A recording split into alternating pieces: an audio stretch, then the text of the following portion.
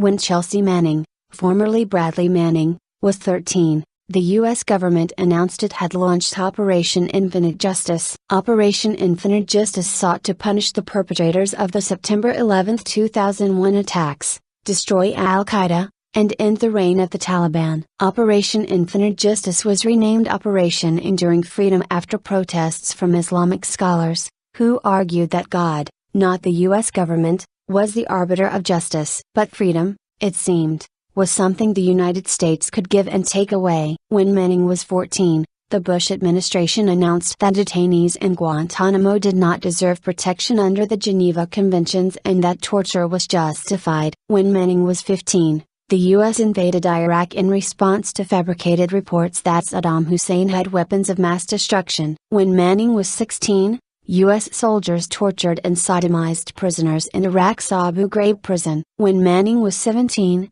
a movement emerged to prosecute the Bush administration for war crimes. Nothing really came of it. When Manning was 19, she joined the Army. When Manning was 20, the U.S. economy collapsed and millions of Americans lost their income and savings, and the people who caused the collapse were given massive bailouts. A movement emerged to prosecute corrupt bankers and traders for corporate crimes. Nothing really came of it. When Manning was 21, she was deployed to Iraq, 6 years after President Bush waved the mission accomplished banner. When Manning was 22, she downloaded hundreds of thousands of classified materials detailing prison abuse and civilian massacre in Iraq. She sent them to WikiLeaks. In April 2010, WikiLeaks released a video called Collateral Murder, showing U.S. forces firing on civilians, including children. In May 2010, Manning was arrested. When Manning was 25, she was convicted for violations of the Espionage Act and sentenced to 35 years in prison. She argued that the U.S. had consciously elected to devalue human life both in Iraq and Afghanistan. "It was never my intent to hurt anyone. I only wanted to help people,"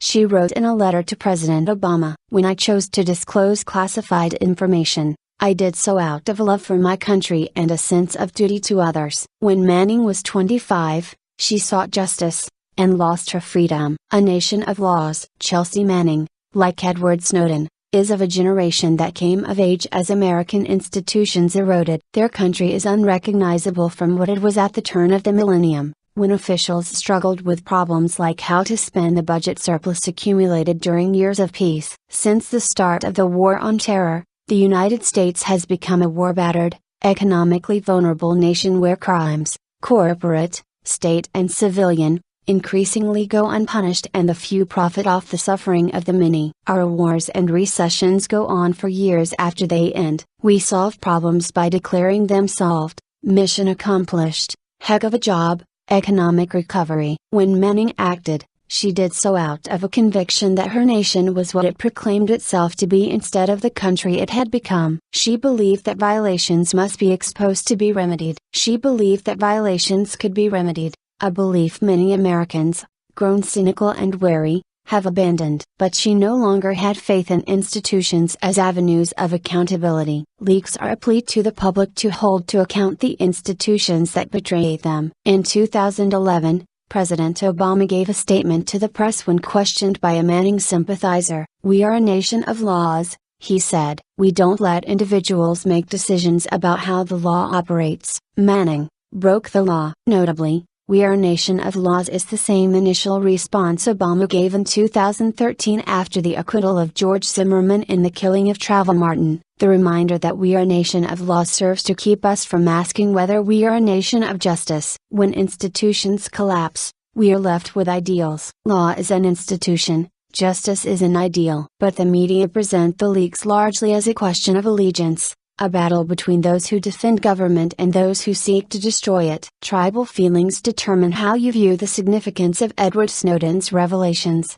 writes journalist Mark Ambinder, arguing that we cannot help but side with the side we identify with, civil libertarians, journalism, or with the intelligence community, with policymakers. There is a category left out of that equation: citizens. Manning reacted to war crimes as a citizen seeking reconciliation between law and justice. She wanted the American government to follow its own legal and moral precepts. This is not an extreme position, nor is it a particularly libertarian one. It asks that those who abuse their power be held accountable. It asks that institutions, like the government and the military, behave as moral entities and take responsibility for the actions of their cruelest, most incompetent members. But when institutions are eroding from within, far more offensive is the person who brings this fact to light. Manning's 35-year sentence is more than that of other perceived enemies of the state, including John Walker Lind, who received 20 years after fighting alongside the Taliban. Manning's sentence is a warning for those who pursue justice in a nation of laws. No room for justice. Some supporters of Manning and Snowden say that the U.S. is an authoritarian state. It is not. Citizens of the United States enjoy a level of freedom citizens of authoritarian states could not begin to experience. That is why the acts of abuse Manning publicized shocked so many Americans. That is why the abuse of power must always be contested,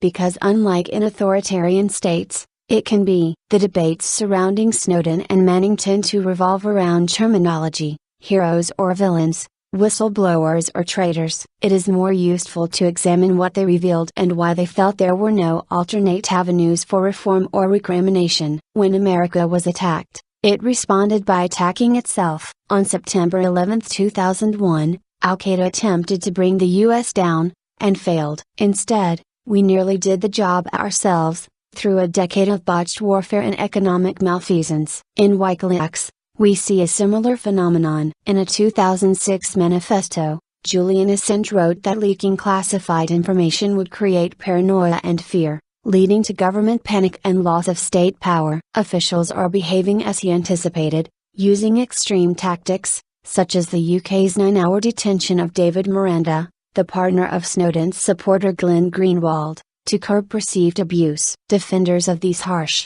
self-defeating tactics justify them by saying they are technically legal, much like NSA surveillance may be technically legal, and the Manning leaks are technically illegal. But responding to Manning with a simple "she broke the law" negates the role of justice. What does it mean when those who expose war crimes are treated more harshly than those who perpetrate them, or those who manipulate the law to justify them? One does not need to like Manning to be appalled by what she revealed. One does not need to approve of her actions to be appalled by their necessity. The question is not whether Manning broke the law. It is whether the law is broken.